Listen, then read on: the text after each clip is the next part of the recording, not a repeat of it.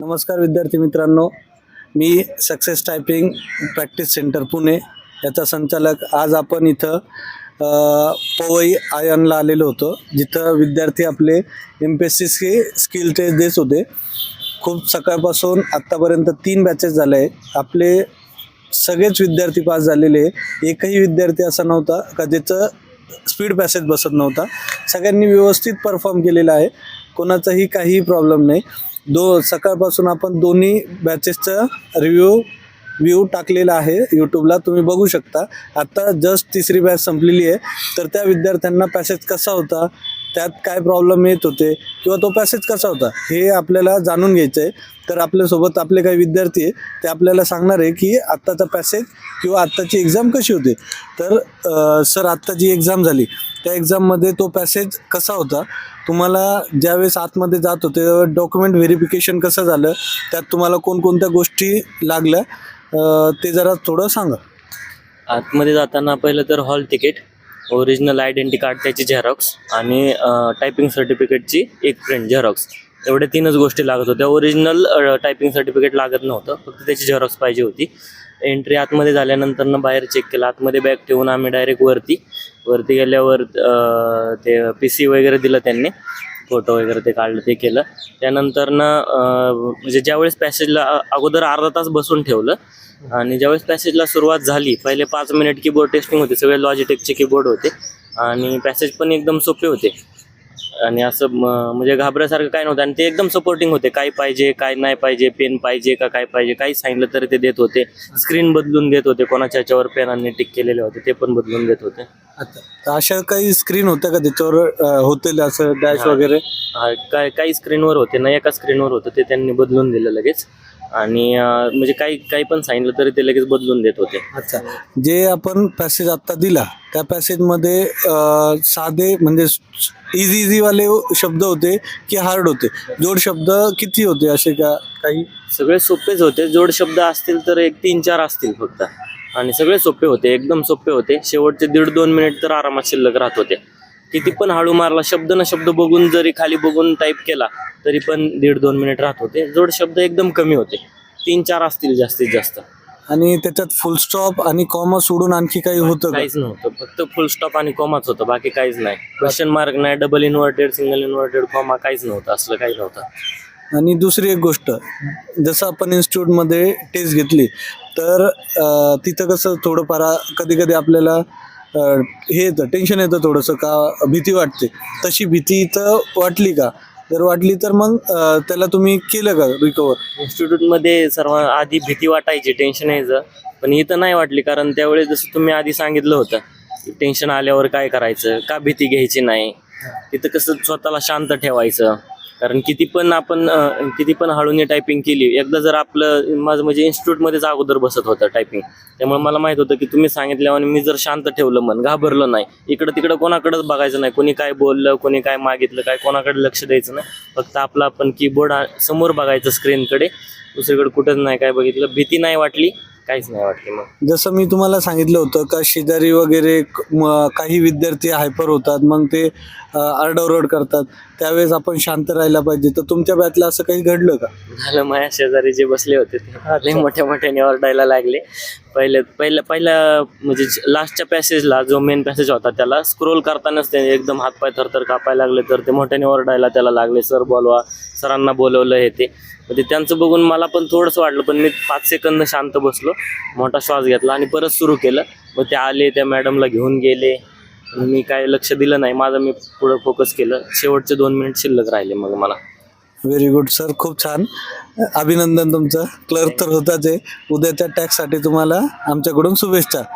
लवकरच भेटू आपण. हां, तसेच आपल्याबरोबर जसं आत्ता तुम्ही सरांचं ऐकलं का त्यांचा एक्सपिरियन्स आत्ताच्या बॅचचा कसा होता, तसंच आपले आणखी एक स्टुडंट आहे, त्या मॅडम आपल्याला सांगणार आहेत की त्यांचं एक्झाम कशी गेली. तर मॅडम, तुम्ही आत्ता गेले होते, तर तुम्हाला कसं फील झालं? आणि जसं आपण रेग्युलर करत होतो तसंच वाटलं की काही नवीन वाटलं. आणि इथं जेवढं प्रॉब्लेम आपण ऐकलं होतं का प्रॉब्लेम होतो किंवा खूप डॉक्युमेंटचं काय काय पाहिजे, जेवढं आपण हे घेतलं होतं तसं इथला स्टाफ कसा होता, तुम्ही एक्झाम देताना तुम्हाला काय काय प्रॉब्लेम्स आले, त्यावर तुम्ही काय काय केलं, जरा आम्हाला थोडंसं डिटेलमध्ये सांगा. ठीक आहे. आम्ही आतमध्ये गेल्यावर तर काहीच प्रॉब्लेम वगैरे नाही आहे रे. डॉक्युमेंट्स घेऊन जाताना आपलं जे ओरिजिनल आधार कार्ड ते एक न्यायचं, त्याचे झेरॉक्स, आपलं टायपिंगचं सर्टिफिकेट आणि आपलं हॉल तिकीट, हे 3 डॉक्युमेंटचे झेरॉक्स आणि आपलं ओरिजिनल, हे 3च डॉक्युमेंट्स न्यायचे. आणि आतमध्ये गेल्यावर सर्वजण एकदम छान कोऑपरेटिव्ह करतात. स्टाफ पण तिथला खूप छान आहे. कीबोर्ड हे लॉजिटेकचे आहेत आणि एकदम स्मूथ आहेत, हार्ड वगैरे नाही आहेत. टायपिंग करताना एकदम छान टायपिंग होतंय. आणि त्याच्यानंतर काही प्रॉब्लेम असेल तर आपण लगेच त्यांना सांगितलं तर ते लगेच आपला सॉल्व्ह पण करतात. एका मुलाच्या स्क्रीनवरती स्क्रॅच होते, त्यांनी सांगितलं तर त्याला लगेच जागा चेंज करून वगैरे दिली. आणि काय नाही, बाकी सगळं छान सपोर्ट करतात. आणि पॅसेज पण खूप सोपा येतोय. 1 ते 2 मिनिटं आपले शिल्लक पण राहतात. तर तुमचा पॅसेज किती मिनिटात झाला होता तिथला? 1.5 ते 2 मिनिटं शिल्लक राहिली होते. अच्छा. तर बाकी सगळे ॲक्युरसी वगैरे. तर आत्ताचा जो पॅसेज होता हा किती की स्ट्रोक पर्यंत आला होता? 1500च्या आसपास की कमी होता त्यापेक्षा? नाही, 1500च्या आसपास. माझे 1498 स्ट्रोक झाले. ओके. तर मॅडमचे 1498 की स्ट्रोक गेले आणि व्यवस्थित गेलेले आहे मॅडम तुम्हाला. त्यात चान्सेस 100%च आहे का होईल. आणखी तिथं जे विद्यार्थी हायपर होतात, तर तुमच्या आजूबाजूला असं हायपर झाले होते का, किंवा तुम्हाला स्वतःला एन्झायटी सारखं फील झालं का? नाही, कारण की तिथलं वातावरण एकदम छान आहे, असं भीती वगैरे काही वाटत नाही. आणि मी सक्सेस टायपिंगला टेस्ट वगैरे दिलं होतं, त्यामुळं त्या सरांनी सांगितलं होतं की तुम्हाला जर तसं वाटलं तर तुम्ही काय केलं पाहिजे. त्यामुळं ते फक्त आठून काहीच नाही वाटलं, भीती वगैरे पण नाही वाटली. एकदम सक्सेस टायपिंगला जसं काय त्या इन्स्टिट्यूटमध्येच बसलो आहे, एकदम तसं फील करूनच मी इथं पण टायपिंग केलं. ठीक आहे. Thank you ma'am. All the best तुम्हाला पुढच्या फ्युचरसाठी. मॅडमनी व्यवस्थित आपल्याला माहिती दिलेली आहे. तसंच आणखी पण आपल्याकडे एक सर आहेत, त्यांच्याशी आपण बोलणार आहे. तर सरांना मी बोलतो. सर, तुम्ही आत्ता टेस्ट देऊन आले, तुम्हाला तिथलं वातावरण, तुम्ही जिथं पण प्रॅक्टिस करत होते तिथं कसं होतं, इथलं कसं होतं, तुम्ही देताना व्यवस्थित तिथं दिले का? आणि दुसरी एक गोष्ट, जो असं म्हणत होते की जो फॉन्ट साईज आहे ही खूप बारीक आहे, तर असं काही होतं का तिथं? फॉन्ट साईजबद्दल थोडंसं माहिती द्या. सर, फॉन्ट साईजचं सांगायचं म्हटलं तर जे आपण टायपिंग जनरलवर प्रॅक्टिस करत होतो तिथं दोन्ही सेम फॉन्ट असतात. आपण सिलेक्ट केले तरी तर जे ॲक्च्युअल पॅसेज आहे त्याचा फॉन्ट तुम्ही 16 किंवा 18 पकडा, आणि जे खालचं आपलं आहे तो टाईप करतो तो 20चा होता. कारण त्यामुळे ते मोठं होतं. आणि स्टाफ खूप चांगला आहे, सगळे कोऑपरेटिव्ह आहेत, पॅनिकायचं काही नाही. आणि तुमच्या तिथं जे टेस्ट सिरीज दिलेले आहेत त्याचा पण फायदा झाला. अच्छा. आणि सर, मला एक सांगा, जे तिथं हायपर होण्यासारखं होतं, तर तुम्हाला असं भीतीसारखं फील झालं का? ते एक थोडंसं सांगा. नाही, भीतीसारखं तर काही फील झालेलं नाही. कारण पॅनिक हे ते असं आजूबाजूलाही नव्हतं. आमच्या जे काय आता माझं D4ला होतं तिथं तर तसं काही नाही झालं. आणि जर काही झालं थोडंफार तर ते स्टाफ आहे तो जिथं आहे तिथं पॉज करून थोडंसं हे करतात, समजा आपल्याला सांत्वन टाईप जे. ठीक आहे. डॉक्युमेंटेशनला तुम्हाला असं काही दिलं का? आणि जो आधार कार्ड आहे, ID, तो ओरिजिनल तुम्हाला तिथं घेऊन जावं लागतो का, कसं? फक्त ओरिजिनल जर आपल्यासोबत ID म्हणलं तर आधार किंवा जे काही अदर डॉक्युमेंट आहेत तेच. आणि जे आयोगाचं हॉल तिकीट आहे त्याची एक प्रत, परत आपली टायपिंग सर्टिफिकेटची एक झेरॉक्स, परत जे आपली ID नेतो ओरिजिनल त्याची एक प्रत. बाकी मग ओरिजिनल ID फक्त जे आपलं आय कार्ड आहे, ओळखपत्र, ते तेवढंच. बाकी कुठलंच ओरिजिनल न्यायची गरज नाही. ठीक आहे. सर, तुमचं पण व्यवस्थित गेलेलं आहे पॅसेज, तर तुमचं पण होईलच असे 100% आम्हाला विश्वास आहे. त्याबद्दल थँक्यू. तुम्ही बाईट पण दिली. आत्तापर्यंत आपण जेवढे पण स्टुडंटचं ऐकलं, सगळ्यांचं पॉझिटिव्ह व्ह्यू आहे. सगळे विद्यार्थी आपले पास होत आहे. महाराष्ट्रातून पण भरपूर विद्यार्थी इथं येत आहे. प्रत्येक विद्यार्थ्यांना एक सांगणं आहे, कुणीही घाबरू नका. टायपिंग टेस्ट आहे, इथं एकदम सगळ्यांना कॉपरेट केले जातं आहे आणि व्यवस्थित टायपिंग होते.